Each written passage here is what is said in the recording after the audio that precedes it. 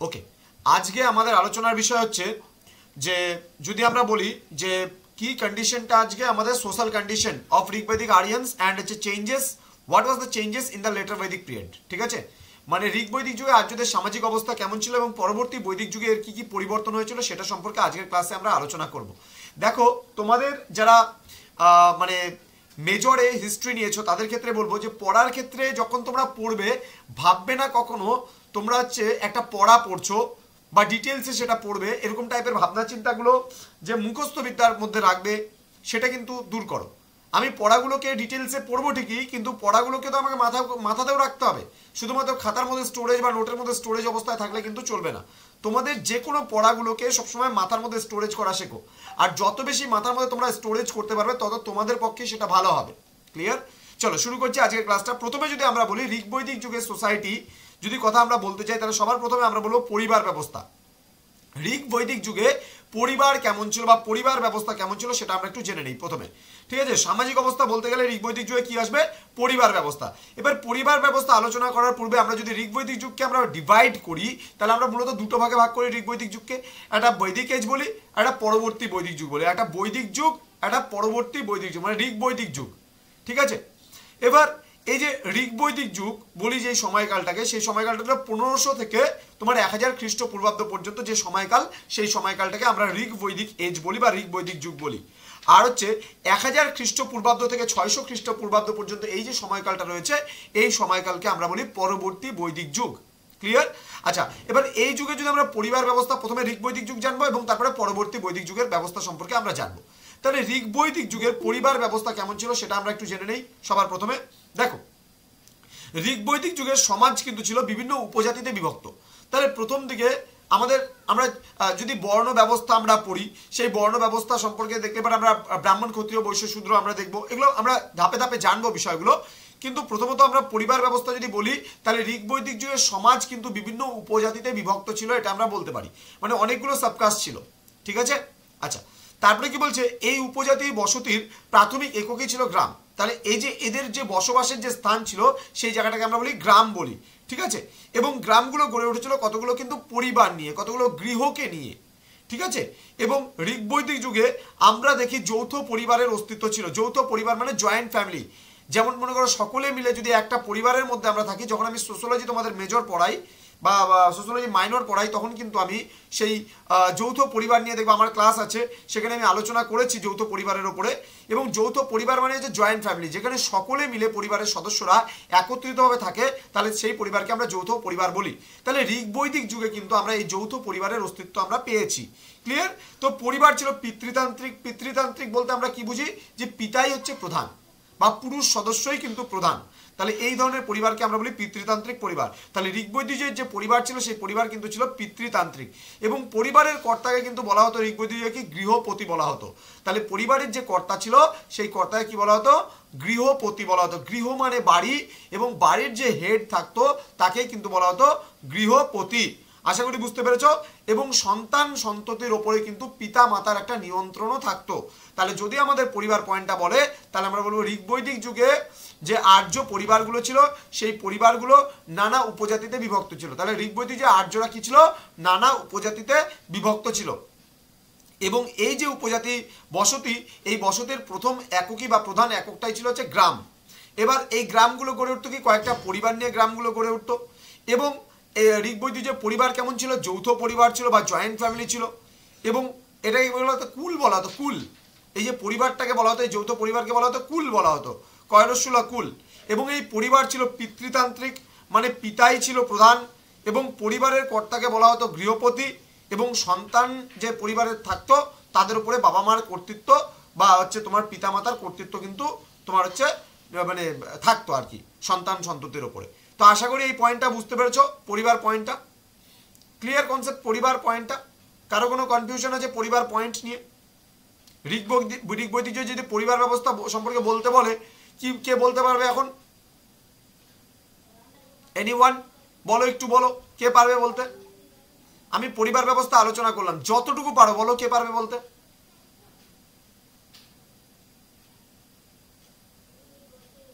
বলো কে বলবে, বলো একজন বলো দেখি, চেষ্টা করো। আরে ভুল হোক না, আমরা কেউ পণ্ডিত না, বলো, আমি পরিবারটা আলোচনা করলাম, এবার পরিবারের উপরে কে বলতে পারবে একটু শুনে নিয়ে বলো। জ্যোতির্ময় বলো তো।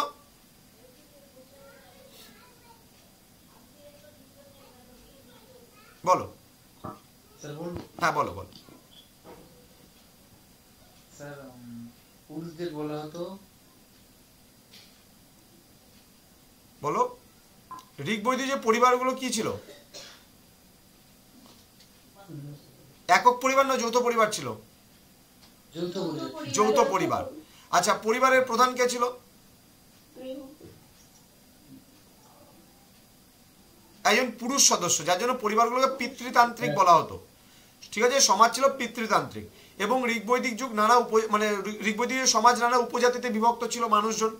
ঠিক আছে, তারা নানান উপজাতিতে বিভক্ত ছিল এবং কতগুলো তোমার হচ্ছে পরিবার নিয়ে গড়ে উঠতো একটা গ্রাম। ঠিক আছে, পরিবারের প্রধানকে বলা হতো গৃহপতি। ঠিক আছে, এইভাবে করে জিনিসগুলো আমাদের মনে রাখতে হবে। খালি বইয়ের মধ্যে একটা নোটস পেলাম, খালি রিডিং পড়লাম তাহলে কিন্তু হবে না, এবং শুনে নিয়ে সেটাকে বলার চেষ্টা করতে হবে।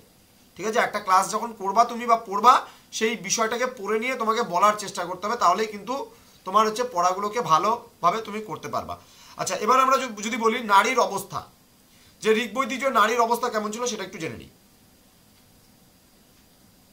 আচ্ছা দেখো, আমরা জানি যে ঋগ্বৈদিক যুগে কিন্তু যেহেতু সমাজ ছিল পিতৃতান্ত্রিক, এবার পিতৃতান্ত্রিক সমাজে পুরুষ সদস্যই কিন্তু বেশি কাম্য ছিল। মানে প্রতিটা পরিবারেই কিন্তু পুরুষ সদস্যের বা পুত্রের চাহিদা ছিল অনেক বেশি ঋগ্বৈদিক যুগে। কিন্তু যদি কখনো দেখা যেত একটা পরিবারে নারী জন্মগ্রহণ করেছে কিন্তু তাহলে তাকে অবহেলা করা হতো না। তাহলে ঋগ্বৈদিক যুগে পুত্র সন্তানের কামনা বা পুত্র সন্তানের আকাঙ্ক্ষা সকলেই করত। কিন্তু আমরা যদি দেখি যে যদি কখনো কোনো পরিবারে কন্যা সন্তান জন্ম হতো, তাহলে সেই কন্যা সন্তানকে কিন্তু কখনোই অবহেলা করা হতো না। এবং মেয়েরা পর্দা প্রথাও দ্বারা কিন্তু গৃহকোণে আবদ্ধ হয়ে থাকতো না। মানে পর্দা বা ঘোমটা দিয়ে যে গৃহের কোণে বন্দি থাকতো সেটাও কিন্তু থাকতো না। তারা বিদ্যাচর্চায় অংশ নিত, তারা পূজা অর্চনায় অংশ নিত, তারা মন্ত্র রচনা করত। বিশেষ করে আমরা তোমার হচ্ছে মানে ঘোষা, আপালা, হ্যাঁ তোমার হচ্ছে অপালা, বিশ্ববাড়া, এই সমস্ত নারীদের কথা আমরা ঋগ্বৈদিক বলতে পারি, যারা ছিল বিদুষী নারী, মানে খুব ট্যালেন্টেড নারী ছিল। মানে ঋগ্বৈদিক যদি নারীর কথা আমরা বলতে চাই এদের ক্ষেত্রে আমরা কিন্তু দেখি। তাহলে কিন্তু ঋগ্বৈদিক যুগে দেখা যেত যে কোনো মহিলার যদি মানে মনে করো দেখা যেত বিয়ের পরে যদি মারা যেত, তাহলে কিন্তু সেই মহিলার কিন্তু তার দেবরের সাথে বিয়ে দেওয়ারও রীতি প্রচলিত ছিল তোমার ঋগ্বৈদিক সমাজে। বোঝা গেল? তাহলে ঋগ্বৈদিক যুগে নারীদের অবস্থান খুব উন্নত ছিল বলতে পারি আমরা। এবং দেখা যেত যে একটা পরিবারে পুত্র সন্তানের কামনা করত বা পুত্র সন্তানের আকাঙ্ক্ষা মানুষ করত। কিন্তু কখনো কখনো দেখা যেত যে পুত্র সন্তানের আকাঙ্ক্ষা তো করতো, কিন্তু কোনো পরিবারে যদি কখনো কন্যা সন্তান জন্মগ্রহণ করতো তাহলে কিন্তু তাকে কিন্তু কখনোই অবহেলা করা হতো না। এটা একটু মাথায় রাখতে হবে। ঠিক আছে, প্রত্যেকে পুত্র সন্তানের আকাঙ্ক্ষা ঠিকই করতো, কিন্তু কন্যা সন্তান হলে তাকে অবহেলা করা হতো না। আবার নারীদেরকে গৃহকোণে বন্দী হয়ে থাকতে হতো না, তারা পুরুষের সাথে ধর্মীয় স্বাধীনতায় অংশগ্রহণ করতে পারত। তারা ঘোমটার দ্বারা গৃহকোণে বন্দী হয়ে থাকতো না। তারা ঋগ্বেদের অনেকে স্তোত্র রচনা করেছিল, এটা আমরা জানতে পারি, বা মন্ত্র রচনা করেছিল এটাও বলতে পারি। অনেকে উচ্চশিক্ষায় শিক্ষিত হয়েছিল। ঠিক আছে, এবং যদি কোনো নারী বিধবা হয়ে যেত তাহলে সেই বিধবা নারীকে তার দেওরের সাথে আবার বিয়ে দেওয়া হতো। ঠিক আছে, তারপরে হচ্ছে ধর্মাচরণের ক্ষেত্রে কিন্তু কোনো ভেদাভেদ কিন্তু আমরা লক্ষ্য করি না ঋগ্বৈদিক যুগে। তাহলে এই পয়েন্টসগুলো আমাকে খুব সুন্দরভাবে মনে রাখতে হবে, এই পয়েন্টটা। তাহলে নারীর অবস্থান আশা করি বুঝতে পেরেছো। তাহলে এখানে তোমার কতটুকু মনে থাকছে, যতটুকু তোমার মনে থাকছে ততটুকু তুমি রিমাইন্ড প্রসেসে বাড়িতে খাতার মধ্যে লেখার চেষ্টা করো, দেখবে অটোমেটিক্যালি তুমি খুব ভালোভাবে সেটা কিন্তু তুমি অ্যাটলিস্ট করতে পারবে। পরীক্ষায় প্রেজেন্টেশনটা অ্যাটলিস্ট তুমি করতে পারবে। ঠিক আছে, এবার আমরা চলে আসবো বর্ণপ্রথা। বর্ণপ্রথার কথা যদি বলতে চাই, তাহলে ঋগ্বৈদিক যুগের সমাজে যদি বলি যে আর্যরা যখন ভারতবর্ষে এসেছিল এবং ভারতবর্ষের সপ্ত সিন্ধাব অঞ্চলে তারা বসতি স্থাপন করেছিল, তাহলে তখন আমরা দেখতে পাই যে তাদের মধ্যে গায়ের রঙের ভিত্তিতে আর্য সমাজ দুটো ভাগে ভাগ হলো। প্রথমত কৃষ্ণাঙ্গ আর শ্বেতাঙ্গ। কৃষ্ণাঙ্গ ছিল যারা কালো চামড়ার মানুষ তারা, এবং শ্বেতাঙ্গ ছিল যারা সাদা চামড়ার মানুষ তারা।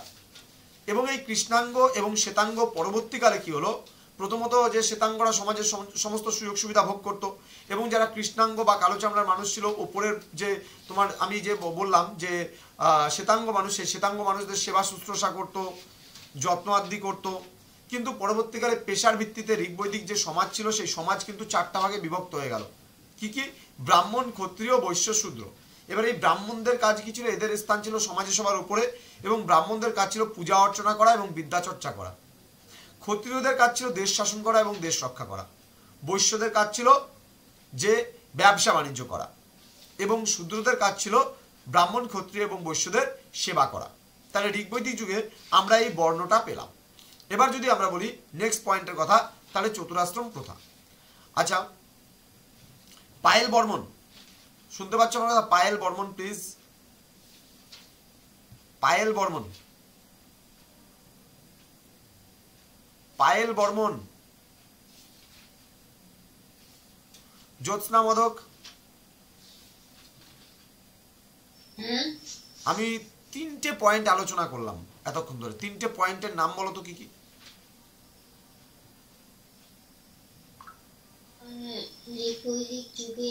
প্রথমে যে পয়েন্টটা আমি আলোচনা করলাম সেই পয়েন্টটা কি?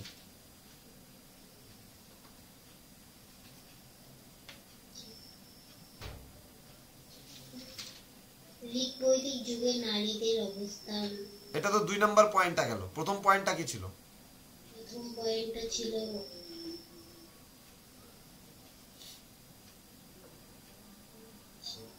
আমি ক্লাস চলাকালীন সময় আমি একটা কথা প্রত্যেককে বলি, যে সবাই কিন্তু যে খালি ক্যামেরাটা ওপেন করলাম, আমি ক্লাসটা নিলাম, ক্যামেরাটা ওপেন করে বসে আছো, তাহলে কিন্তু হবে না।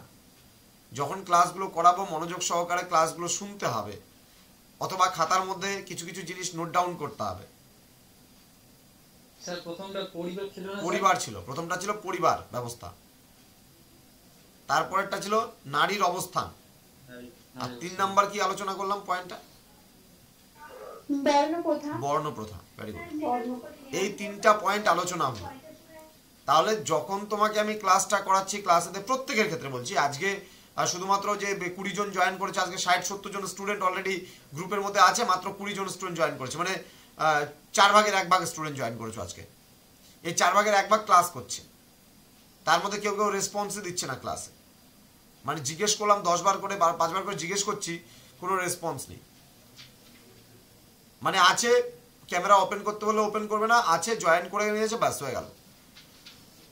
এই 1 শ্রেণীর স্টুডেন্টরা সবসময়, এটা খারাপ পাওয়ার কিছু নেই তোমাদের, যাবে কলেজে, পরে বলবে যে এটা স্যারদের দোষ, ম্যাডামদের দোষ, কিন্তু নিজে যে শুনবে না, যে পড়াগুলোকে এত ভালো মতো বোঝানো হচ্ছে, প্রতিটা পয়েন্ট আলোচনা করা হচ্ছে, নিজে যে শুনবে না ক্লাসে, ওটার দোষ নেই। মানে স্যার ম্যামদের দোষ দিতে পারলেই বাজে, স্যার আমি কেন ফেল করলাম, স্যার আমি কেন ব্যাক পেলাম, আমি তো সব পরীক্ষায় লিখে এসেছি, আমাকে কেন এত কম নাম্বার দিল। তোমরা মুখস্থ বিদ্যা করে কতটা উতরাতে পারবা? তোমরা তো পড়াগুলোকে বুঝতেই চাও না। একটা সোসাইটিতে যখন আমরা ঋগ্বৈদিক যুগের সামাজিক অবস্থা পড়ছি, সেই সামাজিক অবস্থা পড়ার সময় আমি নকশালবাড়ি কলেজে 2.5 বছরের কাছাকাছি পড়িয়েছি।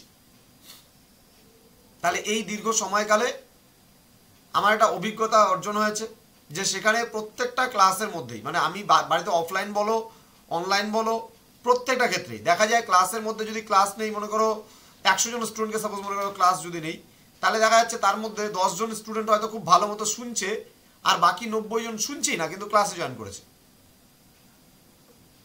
দেখো জয়েন তো করলো মোটামুটি 22-23 জন দেখলাম জয়েন করেছে, আপ এন্ড ডাউন করতে করতে 19 জনে এসে ঠেকেছে, আরো কমতে থাকবে। দুটো পড়া জিজ্ঞেস করলেই ব্যাস কথাই বলবে না, নাহলে কথা বললে পরেও কিছু বলবে না। বলার চেষ্টা করতে হবে। আমার সঙ্গে যদি এই যে যেমন 4 জন ক্যামেরা ওপেন করে আছে, বাকিরা ক্যামেরা বন্ধ করে বসে আছে, কে ঘুরে বেড়াচ্ছে, কে কানের মধ্যে হেডফোন লাগিয়ে বসে আছে, কিছুই বুঝতে পারছি না। আর ভাই অনলাইন ক্লাস জয়েন করেছো, একদিন করে মেজরের ক্লাস হচ্ছে, তোমরা হিস্ট্রি বলতে গেলে অনার্স তোমরা নিয়ে পড়বে, তোমাদের যদি এরকম কন্ডিশন হয় তাহলে কি করে পড়াশোনা করবে বলো? যাবে টিউশনে, নোটস নিয়ে চলে আসবে, পড়াগুলোকে বোঝালে পরেও বুঝবে না, নোটস তো সব দেওয়া হয়ে গেছে। তোমাদের প্রত্যেকটা ঋগ্বৈদিকের সামাজিক অবস্থা দিয়ে দিয়েছি, অর্থনৈতিক অবস্থা দিয়ে দিয়েছি, ধর্মীয় অবস্থা দিয়ে দিয়েছি, সব দিয়ে দিয়েছি তোমাদের। কিন্তু তারপরে যদি ক্লাসের উপরে কোনো ফোকাস না থাকে, বারবার করে বলতে হয় যে ক্যামেরাটা ওপেন করো রে, ক্যামেরাটা ওপেন করো রে। আরে ভাই তোমাদের যদি আমি মানে বিষয়গুলোই বুঝতে না পারি, তোমাদের যে কে কোন মুডে আছো, কে কোন পর্যায়ে আছো, কে কতটা বুঝতে পারছো, এগুলো পড়াগুলোকে তো আমাকে জিজ্ঞেস করতে হবে, মাঝে মাঝে জিজ্ঞেস করে তো জানতে হবে বিষয়গুলো, এতবার বলতে হয় নাকি? এরপরে কি করবে? তাহলে তোমরা ইন ফিউচারে তোমরা যদি একটা ভালো পার্সেন্টেজ পাও তবে তোমরা চতুর্থ বছর কলেজে পড়ার সুযোগ পাবে। তোমরা হিস্ট্রি মেজর নিয়েছো প্রত্যেকে, তাহলে হিস্ট্রি মেজর নিয়েছো মানে কি তোমাদের ইন ফিউচারে তোমাদের এটাকে অনার্সে কনভার্ট করতে পারবা। অনার্সে কনভার্ট করতে পারবা মানে তুমি এটার প্রফেসর হতে পারো ইন ফিউচারে, তুমি এটা নিয়ে অ্যাজ এ বুক রাইটার হতে পারো। আমি অলরেডি 7খানা থেকে 8খানা বই লিখে ফেললাম হিস্ট্রির ওপরে। গৌড়বঙ্গ ইউনিভার্সিটির আন্ডারে 2টো বই লিখেছি, 3টে বই লিখেছি গৌড়বঙ্গ ইউনিভার্সিটির আন্ডারে টোটাল, আর বাদ বাকি 4-5টা হয়ে গেছে নর্থ বেঙ্গলের আন্ডারে লেখা। তাহলে করছি তো আজকে, ইতিহাসটাকে নিয়ে চর্চা করেছি, ইতিহাসটাকে নিয়ে পড়েছি, তারপরে না আজকে তোমাদের পড়াতে পারছি। না চর্চা করলে, না চেষ্টা করলে তো পড়াতে পারতাম না। তাহলে আজকে যে যত ভালো শ্রোতা হতে পারবে সে একদিন তত ভালো বক্তা হতে পারবে। তোমাকে প্রথমে শুনতে হবে, শোনা কাজটা বাড়াতে হবে। যে যত ভালো শুনতে পারবে সে মানে ক্লাসে তত ভালো পারফরমেন্স দেখাতে পারবে। এই জিনিসগুলো মাথায় রাখবে একটু। এমন না যে অনলাইনে পড়ছো বলে তোমাকে আমি কিছু বলবো না, তোমাকে আমি বকবো না, কিছু না, এরকমটা কিন্তু নয়। রীতিমতো রেগুলারলি যারা ক্লাস করবে তারা আমার কাছে যেমন বকাও খাবে, তেমন তাদের পড়াশোনাটা আগ্রহটাও বাড়বে দেখবা, আর পড়াশোনাটা হবেও ভালো মতো। আমি একদম অন্য ধরনের, আমার অফলাইন ব্যাচেও আমি তাই করি। কলেজে উঠে গেছে মানে আমি কাউকে ছেড়ে কথা বলি না তো। আমি বলি তোমরা আমার ভাই বোন সমতুল্য, আমার স্টুডেন্ট সমতুল্য, তোমরা, তোমাদের সঙ্গে একটা বন্ধুর সম্পর্ক থাকবে আমার, যেন যে কোনো কথা শেয়ার করতে পারো আমার সঙ্গে, বলতে পারো, কোথাও প্রবলেম হলে বলতে হবে তো। আচ্ছা, এবার একটা বিষয় আমরা জানবো, চতুরাশ্রম প্রথা। তার আগে বর্ণ প্রথাটাকেও ভালো মতো বলতে পারবা? বর্ণ প্রথাটা আমি বলে দিলাম, বর্ণ প্রথাটা বলতে পারবা? শুনেছো তো এতক্ষণ ধরে আমি বর্ণ প্রথা বললাম। আরো অনেক কিছু বলা যায় বর্ণ প্রথার উপরে, কিন্তু যেহেতু সামাজিক অবস্থান এর মধ্যে একটুখানি ঢুকিয়ে দেবো। কেউ বলতে পারবে? এখানে 20 জন এই মুহূর্তে ক্লাস করছো, 20 জনের মধ্যে কে বলতে পারবে বর্ণ প্রথা আমি আলোচনা করলাম? বর্ণপ্রথা হচ্ছে প্রকার কৃষ্ণাঙ্গ আর শ্বেতাঙ্গ। তাই কৃষ্ণাঙ্গ সে কালো রঙের মানুষকে বোঝায়, আর শ্বেতাঙ্গ সাদা বা যাই বলার চেষ্টা করছো, এটাই অনেক, একটু বুঝতে হবে বিষয়গুলো, বলার চেষ্টা করতে হবে। হ্যাঁ, তো বর্ণপ্রথা 2 প্রকার না। অ্যাকচুয়ালি আর্যরা যখন প্রথমে ভারতবর্ষে আসে তখন তারা গায়ের রঙের ভিত্তিতে কি করলো, বর্ণ অনুযায়ী, যে বর্ণ বলতে রং, গায়ের রঙের ভিত্তিতে আর্য সমাজ 2টো ভাগে বিভক্ত হলো, একটা কৃষ্ণাঙ্গ একটা শ্বেতাঙ্গ। কিন্তু পরবর্তীকালে পেশার ভিত্তিতে আর্য সমাজ 4টা ভাগে বিভক্ত হলো, ব্রাহ্মণ, ক্ষত্রিয়, বৈশ্য এবং শূদ্র। ব্রাহ্মণদের কাজ কি ছিল? পূজা অর্চনা করা এবং বিদ্যা চর্চা করা। ক্ষত্রিয়দের কাজ কি ছিল? দেশ শাসন করা এবং দেশ রক্ষা করা। বৈশ্যদের কাজ কি ছিল? ব্যবসা বাণিজ্য করা। এবং সর্বশেষ যে বর্ণটা ছিল শূদ্র, এদের কাজ ছিল যে ব্রাহ্মণ, ক্ষত্রিয় এবং বৈশ্য এদের সেবা শুশ্রূষা করা। এইটুকু বর্ণপ্রথার মধ্যে লিখলে পরে আমাদের মোটামুটি এই ঋগ্বৈদিক যুগের এটা হয়ে যাবে। কিন্তু ঋগ্বৈদিক যুগে কিন্তু অস্পৃশ্যতা ছিল না, বর্ণভেদ প্রথা ছিল, হয়তো 4টা আলাদা আলাদা বর্ণ আমরা দেখতে পাই, কিন্তু তাদের মধ্যে যে অস্পৃশ্যতা বলে যে কোনো ব্যাপার সেটা কিন্তু ছিল না। এবার আমরা চতুরাশ্রম প্রথা সম্পর্কে একটু জেনে নেব। চতুরাশ্রম প্রথা কি? দেখো, ঋগ্বৈদিক যুগে যদি মানুষের যে আমরা জীবনটাকে যদি পুরো জীবনটাকে দেখি, তাহলে পুরো জীবনটা 4টা আশ্রমে বিভক্ত ছিল। এদের মধ্যে প্রথম যে আশ্রমটা ছিল তার নাম ছিল ব্রহ্মচর্যাশ্রম, দেন ছিল গার্হস্থ্য, 3 নম্বর বানপ্রস্থ, এবং সর্বশেষ যে মানে পাঠটা ছিল সেটা হচ্ছে সন্ন্যাস। প্রথমত একটা শিশু যখন তার বিদ্যা আরম্ভ হতো, বিদ্যা মানে গ্রহণ করার সময় হতো, তখন তাকে কি হতো? গুরু গৃহে যেতে হতো। গুরু গৃহে যেতে হতো, গুরু গৃহে গিয়ে শিক্ষা লাভ করতে হতো। যতদিন পর্যন্ত যার শিক্ষা সমাপ্ত না হচ্ছে ততদিন পর্যন্ত তাকে গুরুর গৃহেই থাকতে হবে, এটাই ছিল নিয়ম। প্রাচীনকালে এই যে ব্রহ্মচর্যাশ্রম, এখানে যে গুরু এবং শিষ্যের মধ্যে যে সম্পর্ক তৈরি হতো, পিতা পুত্রের ন্যায় সম্পর্ক, পিতা কন্যার ন্যায় সম্পর্ক। তাহলে সম্পর্কটা কত মধুর ছিল। কিন্তু আজকাল আমরা টিচারদেরকে গালি গালাজ করছি বিভিন্ন জায়গায়, মানে সেই সম্মানটা এখন আর নেই। যার পরিণতিতে কি হলো, এখন টিচাররা চাইলে শাসন করতে পারছে না, কলেজে স্টুডেন্টদেরকে কলেজ মুখো করা যাচ্ছে না। যত দোষ বলা হয় যে কলেজের টিচারদের, সব টিচার তো ওরকম নয়, হয়তো কিছু টিচার হয়তো হতে পারে যে আমার কলেজের হয়তো 2-1 জন টিচার হয়তো খারাপ বা খারাপ পারফরমেন্স দেখাচ্ছেন, তাই বলে যে সবাই খারাপ পারফরমেন্স দেখাচ্ছেন এমনটা তো নয়। তাহলে আমরা কলেজে যাই না রেগুলারলি, আমরা কলেজে ক্লাস করি না রেগুলারলি, আমাদের অনেকটা দোষ আছে। এবার হ্যাঁ, কিছু দোষ আছে টিচারদের, আমি বলবো না যে সম্পূর্ণ টিচার যে সবাই যে সমানভাবে তোমার হচ্ছে ফোর্স দিচ্ছে এমনটা কিন্তু নয়।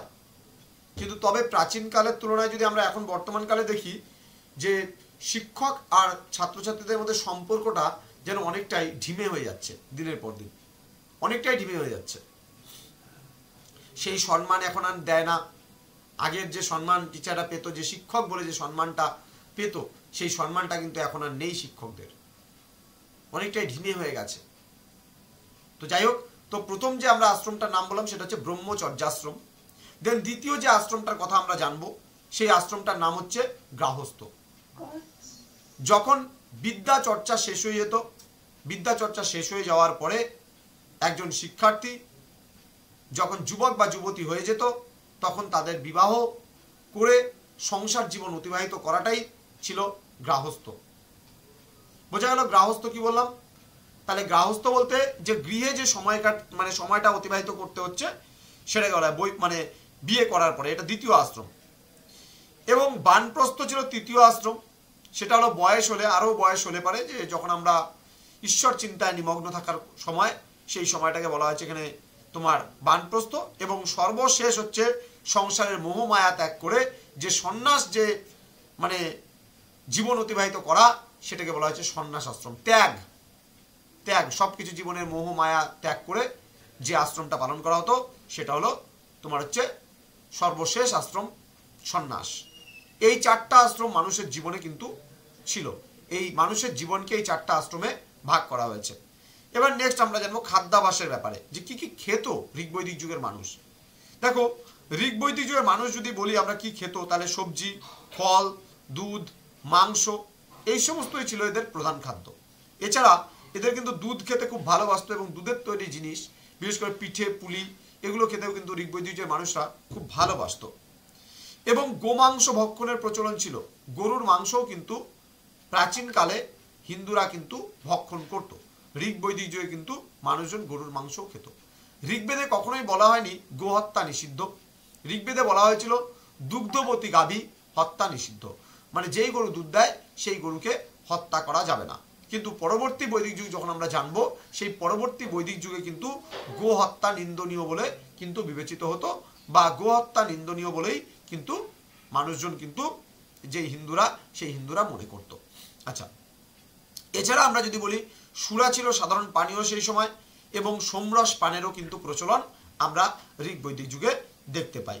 এবার আমরা বলবো আমোদ প্রমোদের কথা। আমোদ প্রমোদ বলতে গেলে মানুষ যখন ফাঁকা সময় পেত, অবসর সময় বা বিনোদনের সময়, তখন মানুষ কি করত সেটা সম্পর্কে আমরা একটু জানবো। এখানে আমরা যদি বলি নৃত্যগীতের কথা আমরা বলতে পারি, শিকারের কথা বলতে পারি, আমরা মুষ্টিযুদ্ধের কথা বলতে পারি। মুষ্টিযুদ্ধ বলতে পাঞ্জা, এই সমস্ত খেলা কিন্তু মানুষ খেলতো। এছাড়াও আমরা জুয়া খেলার কথা ঋগ্বৈদিক যুগে আমরা দেখতে পাই।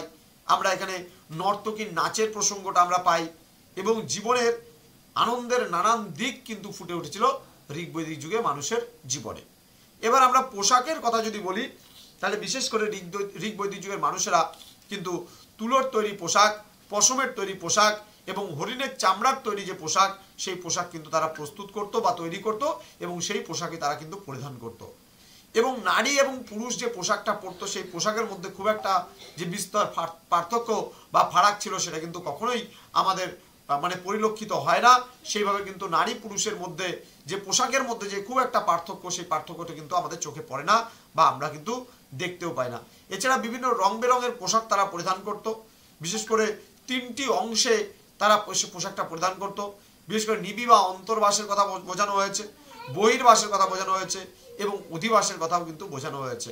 এবং নারী এবং পুরুষ উভয়ে কিন্তু পাগড়ি যে ব্যবহার করত, সেই প্রচলনও কিন্তু আমরা এখান থেকে আমরা ঋগ্বেদ থেকে পাই। এবার সর্বশেষ পয়েন্ট, আমরা ঋগ্বৈদিক যুগে যদি সামাজিক অবস্থার কথা বলতে যাই, সর্বশেষ পয়েন্ট হচ্ছে অলংকার আসবে। দেখো, ঋগ্বৈদিক যুগের মানুষ প্রচুর পরিমাণে অলংকার পরিধান করত। অলংকার মানে কি? যেমন তোমার হচ্ছে আমরা বলতে পারি আংটি, তারপরে আমরা বলতে পারি কোমর বন্ধনীর কথা, আমরা বলতে পারি গলার যে আমরা মালা পরি সেগুলোর কথা, এগুলোকে আমরা অলংকার বলি। কিন্তু ঋগ্বৈদিক যুগের মানুষ কেমন ধরনের অলংকার ব্যবহার করতো? বিশেষ করে ঋগ্বৈদিক যুগের মানুষ বিভিন্ন ধরনের অলংকার ব্যবহার করতো। নারীরা বিশেষ করে কোমর বন্ধনী তো পরতই, ঠিক আছে, এবং সোনা রূপা ও পাথরের বিভিন্ন অলংকারও তারা পরতো বা পরিধান করতো। বা ব্যবহার করতো বলতে পারো। পুরুষরাও কিন্তু অলংকার পরতো, ঠিক আছে, পুরুষরাও কিন্তু বড় বড় অলংকার আমরা দেখি তারা পরতো। নিষ্ক নামে এক ধরনের কণ্ঠহার সেই সময় খুব জনপ্রিয় ছিল। কণ্ঠহার মানে গলার হার কিন্তু তারা পরিধান করতো। এবার পরবর্তী বৈদিক যুগের কথা যদি বলি, তাহলে পরবর্তী বৈদিক যুগে এবার কি কি পরিবর্তন হয়েছিল আমরা যদি বলি, পরবর্তী বৈদিক যুগে কিন্তু জাতিভেদ প্রথা কিন্তু লক্ষ্য করা গেল এবং নানা উপজাতির কিন্তু মানে আবির্ভাব ঘটলো পরবর্তী বৈদিক যুগে এবং বর্ণ প্রথা কিন্তু কঠোর হয়ে উঠলো। আমরা ঋগ বৈদিক যুগে দেখি যে মানে বর্ণ প্রথাটা খুব একটা বেশি কঠোর ছিল না, কিন্তু পরবর্তী বৈদিক যুগে এসে যদি দেখি তাহলে বর্ণভেদ প্রথা কিন্তু যথেষ্ট কঠোর হয়ে গিয়েছিল। এছাড়া যদি বলি নারীর মর্যাদার কথা যদি বলি, তাহলে নারীর মর্যাদা পরবর্তী বৈদিক যুগে গিয়ে কিন্তু অনেকটাই কমে গিয়েছিল। নারীকে কিন্তু বিলাস ব্যসনের দ্রব্য বা বস্তু বলে মনে করত। অনেক সময় নারীকে নিয়ে জুয়াও খেলা হতো। এইভাবে করে আমরা দেখি নারীর কিন্তু মানে যথেষ্ট সম্মান কমে গিয়েছিল এবং কোনো মানে পরিবারে যদি কন্যা সন্তান জন্ম লাভ করত তাহলে কিন্তু মানে ভাবা হতো যে নারী জন্মগ্রহণ করেছে, সুতরাং কিন্তু দুঃখ। যেমন ঋগ বৈদিক যুগে আমরা দেখলাম যে নারী যদি কোনো পরিবারে জন্মগ্রহণ করতো তাহলে তাকে অবহেলা করা হতো না, কিন্তু পরবর্তী বৈদিক যুগে নারীদের কিন্তু যথেষ্ট অবহেলা করা শুরু হয়েছিল। কিন্তু তা সত্ত্বেও কয়েকজন বিদুষী নারীর প্রসঙ্গ আমরা পাই এবং কয়েকজন নারী কিন্তু যথেষ্ট মানে মানে কৃতজ্ঞতা মানে প্রদর্শন মানে করতে পারি আমরা নারীদের প্রতি। বিশেষ করে এই সময় আমরা বেশ কিছু নারী যেমন গার্গী কথা বলতে পারি, মৈত্রেয়ের কথা বলতে পারি, এই সমস্ত নারীর কিন্তু আমরা উল্লেখ পাই যারা কিন্তু মানে যথেষ্ট দক্ষতার সঙ্গে কিন্তু যে পরবর্তী বৈদিক যুগে কিন্তু যে স্তোত্র রচনা করেছেন বা যে তাদের প্রভাব বিস্তার করেছিল সেটা কিন্তু আমরা পরবর্তী বৈদিক যুগে আমরা কিন্তু দেখতে পাই বা জানতে পাই। এবার যদি বলি আমরা অন্যান্য পরিবর্তনের মধ্যে কি কি হয়েছিল, যেমন পরবর্তী বৈদিক যুগে এসে আমরা যদি দেখি তাহলে উচ্চবর্ণের মধ্যে কিন্তু শিক্ষা যে ব্যাপারটা আছে সেই শিক্ষাটা খুব জনপ্রিয় হয়ে উঠেছিল উচ্চবর্ণের মধ্যে কিন্তু। চতুরাশ্রম প্রথা বিধিবদ্ধ রূপ ধারণ করতে শুরু করেছিল।